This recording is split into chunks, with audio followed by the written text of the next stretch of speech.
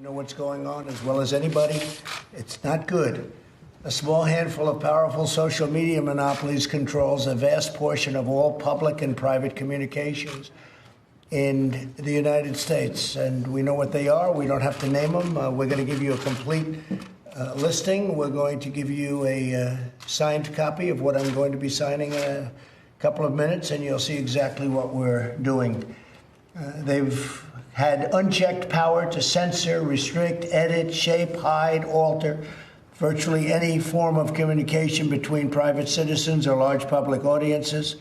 There's no precedent in American history for so small a number of corporations to control so large a sphere of human interaction, and that includes individual people controlling vast amounts of territory, and we can't allow that to happen, especially when they go about doing what they're doing, because they're doing things incorrectly. They have points of view, and if we go by that, it's actually amazing that there was a success in 2016, but we can't let this continue to happen. It's very, very unfair. And you look at the statistics and you look at what is going on, and I think everybody would very much agree with that, including Democrats, by the way. I saw quite a few Democrats are saying this is about time something is done. So let's see if they keep that decision after they hear that we agree with them. The choices that Twitter makes when it chooses to suppress, edit, blacklist, shadow, ban are editorial decisions, pure and simple. They're editorial decisions. In those moments, Twitter ceases to be a neutral public platform and they become an editor with a viewpoint. And I think we can say that about others also, whether you're looking at Google, whether you're looking at Facebook, and perhaps others.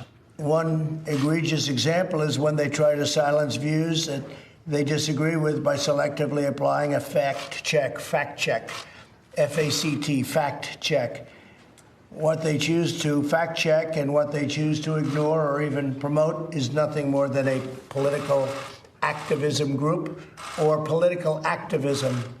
And it's inappropriate. You look at what's happened, you look at where they're going, where they're coming from. I think you all see it yourselves. This censorship and bias is a threat to freedom itself. Imagine if your phone company silenced or edited your conversation. Social media companies have vastly more power and more reach than any phone company in the United States, more reach actually than your newspapers by far, more reach than a lot of your traditional forms of communication. Therefore, today I'm signing an executive order to protect and uphold the free speech and rights of the American people.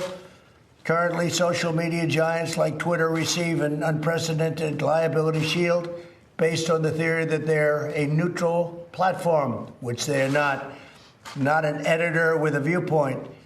My executive order calls for new regulations under Section 230 of the Communications Decency Act to make it that social media companies that engage in censoring or any political conduct will not be able to keep their liability shield. That's a big deal. They have a shield. They can do what they want. They have a shield. They're not going to have that shield. My executive order further instructs the Federal Trade Commission, FTC, to prohibit social media companies from engaging in any deceptive acts or practices affecting commerce. This authority resides in Section 5 of the Federal Trade Commission Act. I think you know it pretty well. Most of you know it very well. I would think you know it quite well, right? Additionally, I'm directing the Attorney General to work cooperatively with the states. He's going to be working very much and very closely in cooperation with the states to enforce their own laws against such deceptive business practices. The states have broad and powerful authority to regulate in this arena, and they'll be doing it also, and we encourage them to do it if they see exactly as we've been seeing.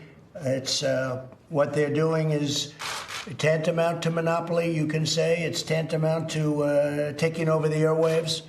Can't let it happen. Otherwise, we're not going to have a democracy. We're not going to have anything to do with a republic.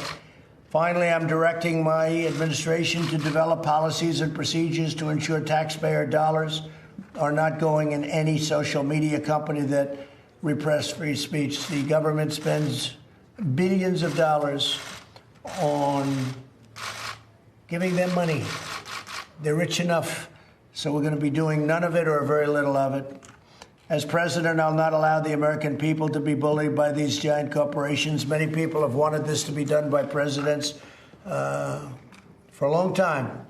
And now we're doing it, and I'm sure they'll be doing a lawsuit. And I'm also sure that we're going to be going for legislation in addition to this. And the legislation will start immediately. And I tell you, I've been called by Democrats that want to do this. And so I think you could possibly have a bipartisan situation. But we're fed up with it, and it's unfair, and it's been very unfair. And we'll see what happens.